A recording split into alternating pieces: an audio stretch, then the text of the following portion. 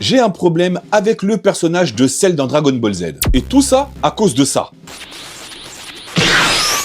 Cell a appris le déplacement instantané, mais comment? Pour moi, c'est l'un des plus gros trous scénaristiques de Dragon Ball Z, et je vais t'expliquer pourquoi. On sait que Sangoku a appris cette technique sur la planète Yardrat. En effet, lorsqu'il a fui Namek lors de l'explosion de la planète, alors qu'on pensait tous que Goku était mort, on s'est rendu compte qu'il avait atterri sur la planète Yardrat. Et du coup, c'est pas une capacité innée, Sangoku a dû s'entraîner pour la maîtriser. Mais quand Cell revient après son explosion, bam, il utilise le déplacement instantané. Genre comme s'il avait toujours su le faire. Sauf que, jusqu'à preuve du contraire, Cell n'a jamais mis les pieds sur Yardrat. Et il n'a jamais appris cette technique auprès de qui que ce soit. Le pire, c'est qu'officiellement, on nous dit qu'il a les cellules de Sangoku, donc il a hérité de cette technique. Sauf que désolé, mais ça n'a strictement aucun sens.